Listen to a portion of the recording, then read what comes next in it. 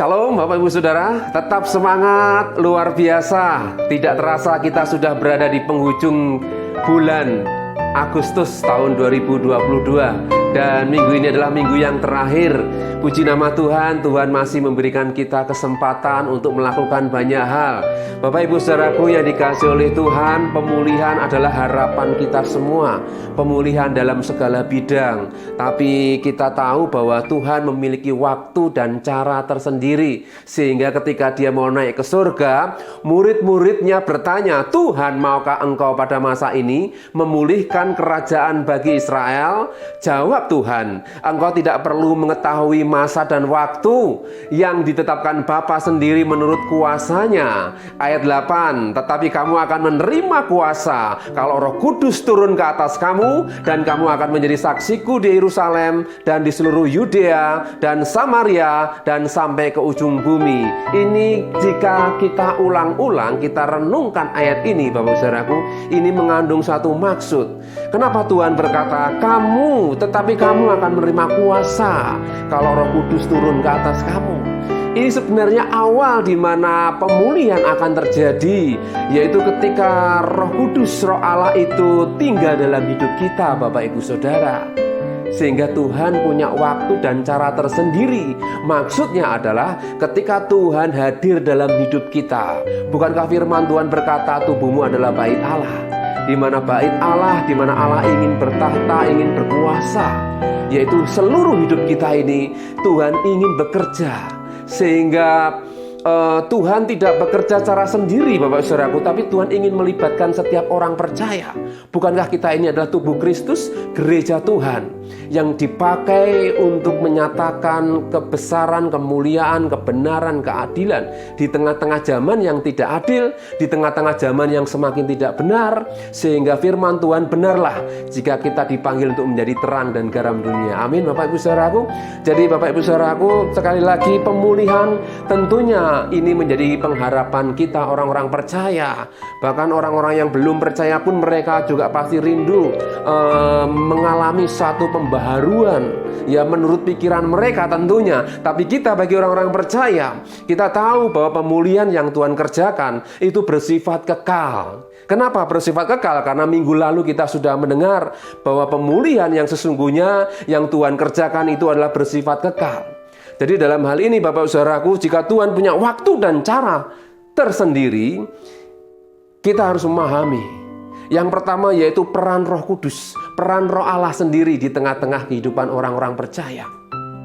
Ya, Roma 14 ayat yang ke-17 dikatakan, sebab kerajaan Allah bukan soal makanan dan minuman, tetapi soal kebenaran, damai sejahtera dan sukacita oleh Roh Kudus.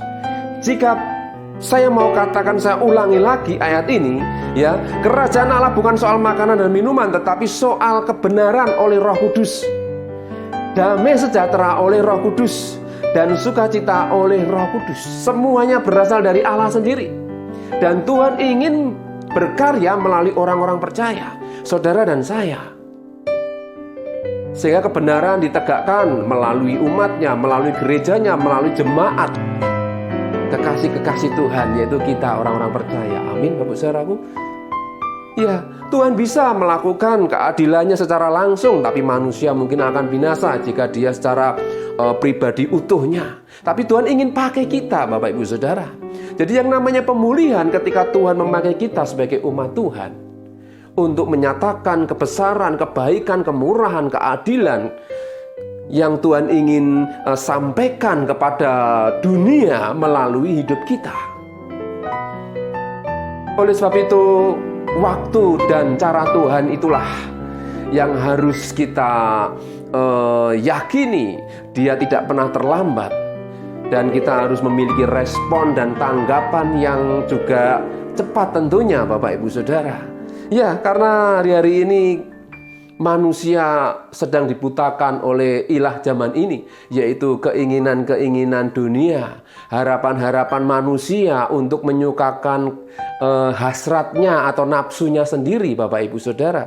Tapi bagi kita orang-orang percaya, Tuhan mengajar kita untuk hiduplah dalam roh, hiduplah dalam pimpinan Roh Allah, Roh Kudus. sehingga kita akan mengalami apa yang namanya pemulihan. Amin, Bapak Ibu Saudara.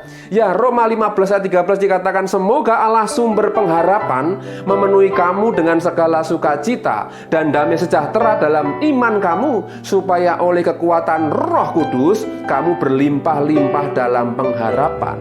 Tuhan ingin membawa hidup kita ini berlimpah-limpah. Berlimpah-limpah yang bagaimana, Bapak Ibu Saudaraku? Ya, kita bisa mengucap syukur dalam segala keadaan. Kita bisa merasa tenang, kita bisa merasa damai karena kita dekat dengan Tuhan. Mungkin kita masih menghadapi persoalan, mungkin kita masih mengalami sakit penyakit. Tapi jika hati kita merasa damai, hati kita merasa tenang dan nyaman ketika kita dekat dengan Tuhan, itu adalah satu berkat Tuhan yang luar biasa. Yang saya mau katakan, kekuatan yang luar biasa yang Tuhan berikan. Ya, dan kita tahu bahwa pekerjaan Tuhan itu akan dinyatakan melalui orang-orang percaya. Namun kita juga harus menyadari bahwa ada satu oknum yang tidak suka, yaitu iblis. Pekerjaan Tuhan bisa hancur. Maksudnya pekerjaan Tuhan di dunia ini bisa rusak karena ada iblis yang merusak, Bapak Ibu Saudara. Ya, sehingga Yohanes 10 ayat 10 mengatakan, pencuri datang hanya untuk mencuri dan membunuh dan membinasakan. Aku datang supaya mereka mempunyai hidup dan mempunyai dalam segala kelimpahan. Siapakah pencuri? Itu iblis. Kita tahu dia bekerja untuk membunuh dan mencuri, membunuh, dan membinasakan iman percaya kita kepada Tuhan. Ya, ada oknum yang tidak suka jika kita mengalami satu ketenangan, kedamaian, hidup dalam kebenaran, hidup dalam pimpinan Roh Allah. Ada roh lain, yaitu kuasa gelap iblis, roh jahat. Ya, bukankah firman Tuhan berkata, ya, ada malaikat-malaikat jahat di udara, penghulu-penghulu, pemerintah-pemerintah di udara yang juga ingin menghancurkan umat Tuhan, kehidupan anak-anak Tuhan. Kita harus menyadari ini, Bapak Ibu Saudaraku, dan ini perjuangan kita. Jadi tidak heran jika banyak anak-anak Tuhan, orang-orang percaya yang juga mengalami apa yang namanya kegagalan, keputusasaan. Bahkan tidak sedikit mereka yang juga mengambil langkah yang salah, sehingga mereka mengambil keputusan yang salah. Bapak Ibu Saudaraku, sebagai orang-orang percaya, mari kita terus berjuang dan semakin percaya dan terus bergairah dalam hidup ini. Memang ketika orang mengalami masalah, mengalami tekanan, orang tidak peduli, itu adalah masa-masa yang berat. Tetapi sekali lagi firman Tuhan mengingatkan, ada Roh Kudus, Roh Allah yang selalu menyertai dan berada dalam hidup kita. Dan dia bekerja, bergerak melalui hidup kita dari dalam diri kita. Amin, Bapak Ibu Saudaraku. Jangan khawatir. Ya, Efesus pasal 2 ayat 10 mengatakan, karena kita ini buatan Allah, diciptakan dalam Kristus Yesus untuk melakukan pekerjaan baik yang dipersiapkan Allah sebelumnya. Ia mau supaya kita hidup di dalamnya. Maksudnya apa, Saudaraku? Selama kita mengharapkan pemulihan, kita harus yakin dulu bahwa sebenarnya sebelum dunia ada, sebelum kita diciptakan pun, Tuhan sudah punya rancangan-rancangan, yaitu karya-karya yang indah yang Tuhan sediakan bagi mereka yang setia dan yang percaya. Jelas ayat ini mengatakan, ya, karena kita ini buatan Allah, diciptakan dalam Kristus, bingkainya Kristus, cetakannya Kristus. Ya, di luar Kristus saya tidak berkomentar, tapi di sini dikatakan yang diciptakan dalam Kristus Yesus untuk melakukan pekerjaan baik. Jadi pekerjaan baik ini sudah dipersiapkan oleh Tuhan sebelumnya. Dan barang siapa yang tinggal di dalamnya, ya, dia akan mengalami apa yang namanya pemulihan. Amin, Bapak Ibu Saudaraku. Ayat ini menegaskan sekali kepada kita orang-orang percaya supaya kita tetap tinggal di dalam Kristus. Orang percaya boleh mengalami masalah, orang percaya boleh mengalami sakit penyakit, orang masalah boleh mengalami tekanan bahkan aniaya. Tetapi Kristus yang ada di dalam hati, Kristus yang ada di dalam hidup kita, Roh Allah yang tinggal di dalam hidup kita, dia tidak akan pernah berubah. Dia akan tetap menyertai dan dia akan memberikan kekuatan. Amin, Bapak Ibu Saudaraku. Dan kita percaya apapun masalah kita tidak akan pernah bisa menghalangi untuk kita bisa mengasihi Tuhan kita.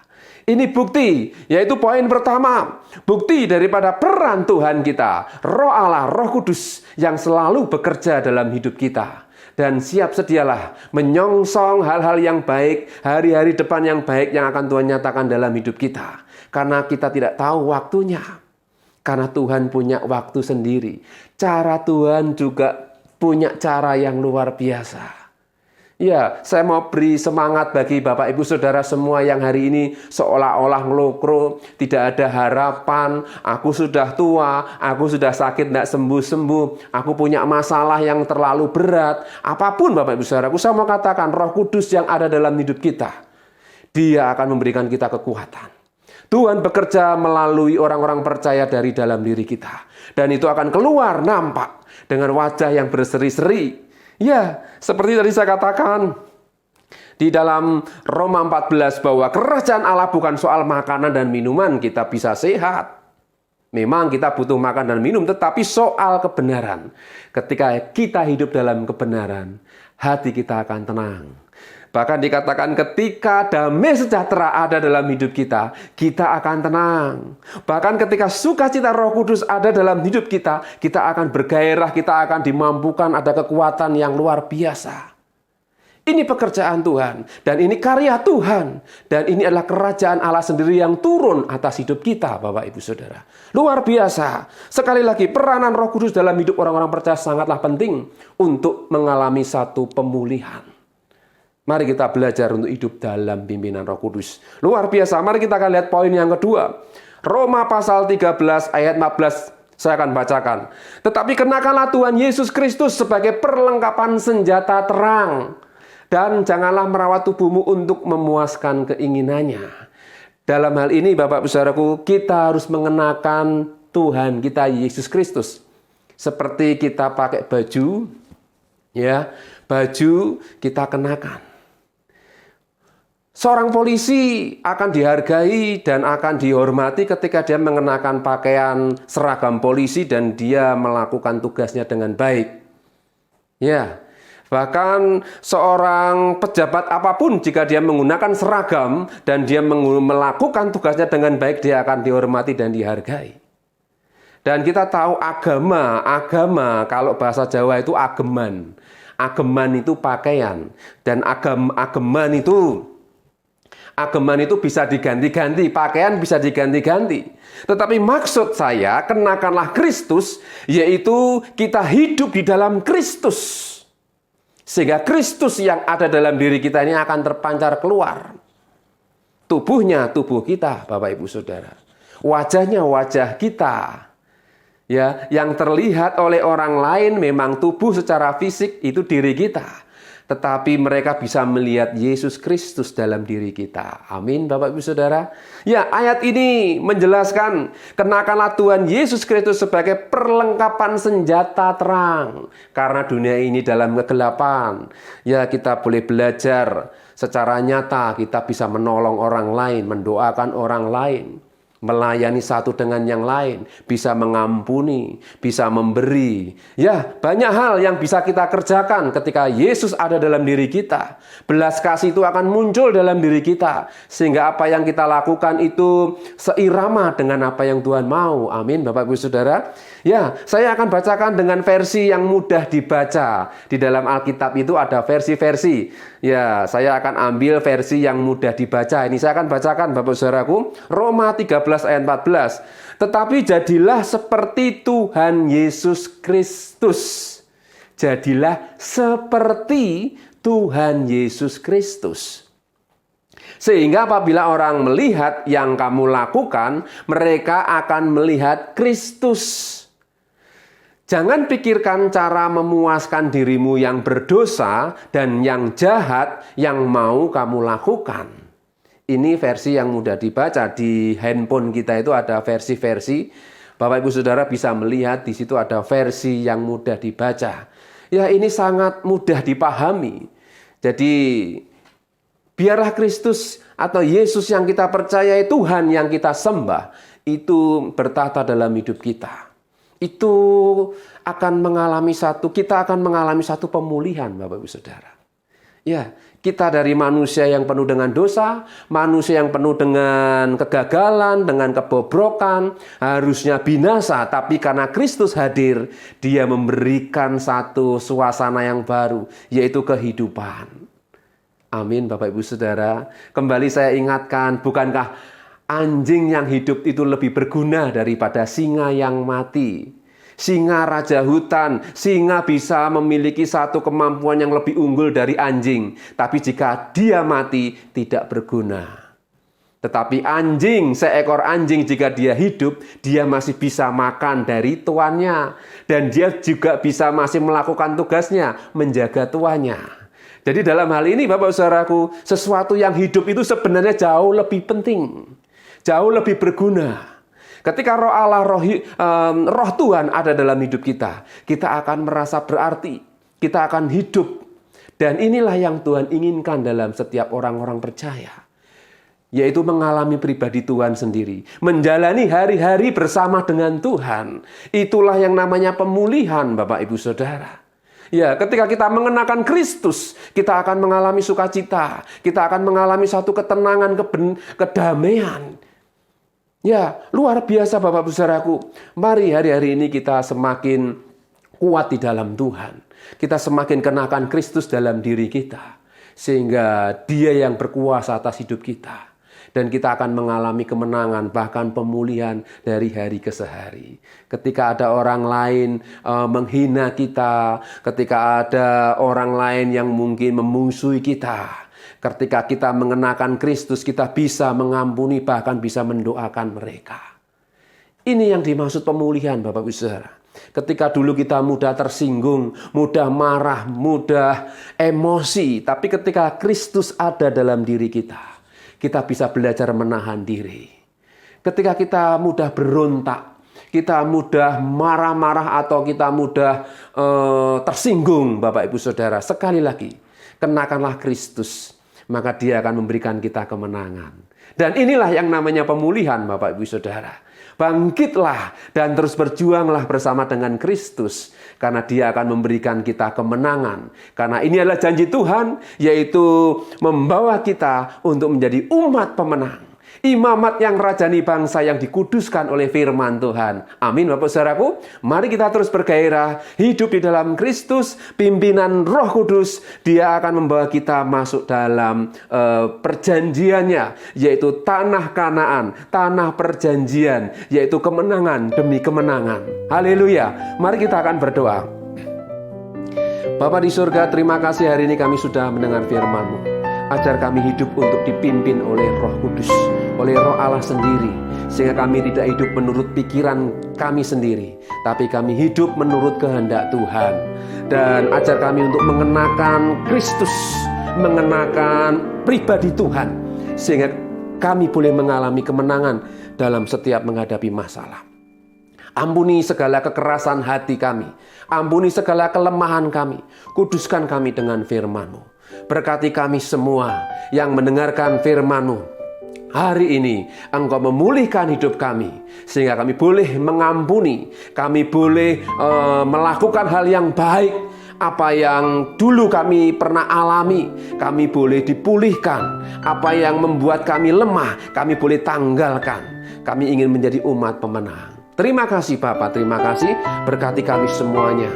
Berkati pekerjaan, pelayanan, keluarga kami. Berkati kota kami dimanapun kami berada. Terlebih kami serahkan bangsa dan negara kami. Para pemimpin pejabat orang kuat negeri ini, presiden, wakil, para menteri. Engkau memberkati seluruh aparat negara, dari pusat sampai daerah-daerah. Tuhan memberkati kami dengan roh takut akan Engkau. Tunduk otoritas Tuhan. Sehingga bangsa ini boleh dikendalikan oleh kuasa Tuhan sendiri. Kebenaran ditegakkan, keadilan ditegakkan, damai sejahtera Tuhan dinyatakan atas bangsa kami. Terima kasih Bapak, terima kasih. Kiranya damai sejahtera Tuhan berlimpah-limpah mulai hari ini sampai Maranatha. Tuhan Yesus datang kedua kali. Dan kita yang percaya katakan bersama, amin. Tuhan Yesus memberkati. Hidupku menggenapi firman-Mu, tanda mujizat sertai tiap langkah.